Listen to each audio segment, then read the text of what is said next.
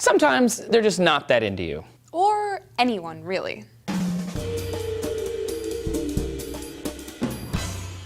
Hey everyone, thanks for stopping by D News today. I am Trace, and I'm here with my good friend Cleo Stiller, visiting us from Fusion. Hey Cleo. Hey Trace. Not being into others, sexually speaking, is actually a completely understandable thing. It could be that you're asexual. Exactly. Approximately 1% of the population identify as asexual. And the evidence indicates it is a sexual orientation akin to homosexual, bisexual, pansexual, polysexual, heterosexual, and so on. Distilling it to its most basic definition, asexuals do not have sexual feeling or desires towards others. And just like other sexual orientations, it's not a choice or a dysfunction. It's simply how you were born. At puberty, when some children begin to get hair in funny places and start making eyes at each other or whatever, asexuals commonly describe confusion, being bored with the idea of sex, or simply perplexed and frustrated. Now, while asexuality in plants and animals is widely documented, thinking about asexuality in humans is a fairly new concept for scientific research. At first, psychiatrists described it as a psychological disorder,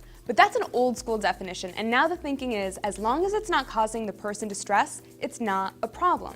Asexuality was noted by Kinsey and acknowledged by other sexual researchers in their studies as well, but I thought a study at the U.S. Sheep Experiment Station, which is a real place in Idaho, was particularly telling. Researchers were looking for ways to encourage sheep to bone more efficiently. When they looked at the herds more closely, though, it turned out between 5 and 10% of the sheep were gay, and about 2 to 3% were asexual. I want to be sure to say that, sheep and humans are not a direct comparison, but this does give insight into this not amounting to cultural shifts or changing attitudes, but biology. I know, it's hard to imagine life without sex, but asexual people still find value in physical intimacy. A 2011 study published in the Archives of Sexual Behavior found that asexual women feel physical pleasure. They just don't associate those feelings with sexual urges. That's pretty cool. And for example, they do find that some asexual people masturbate. In writings about asexuality, people describe their masturbation not as a sexual urge,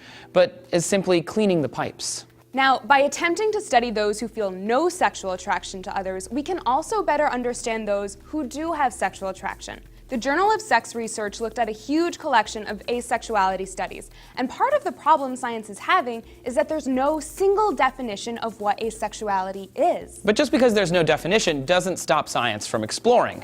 Cleo reached out to one of the leading experts in asexuality studies, Tony Bogart, and he said his findings indicate there may actually be more asexual women out there than there are men. He told me, yes, there are more women than men, and that he speculates that women may be biologically more flexible in their sexuality, and thus more likely to be influenced by early learnings and cultural factors. Now, this in turn might make women less interested in sex, or why they have no sexual attraction at all. This claim is supported by other recent studies that show women tend to be more sexually fluid throughout their lifetimes as well.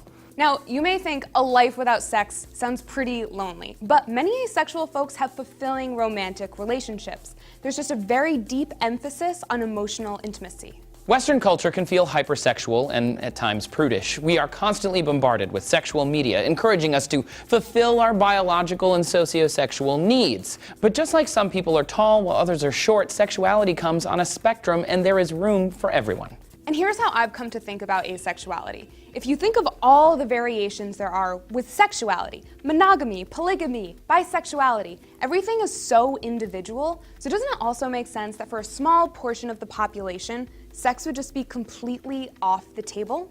How do you guys feel about asexuality? Have you ever met someone who is openly asexual? Tell us down in the comments. Thanks for having me on D News. Now, to find more of my content on health,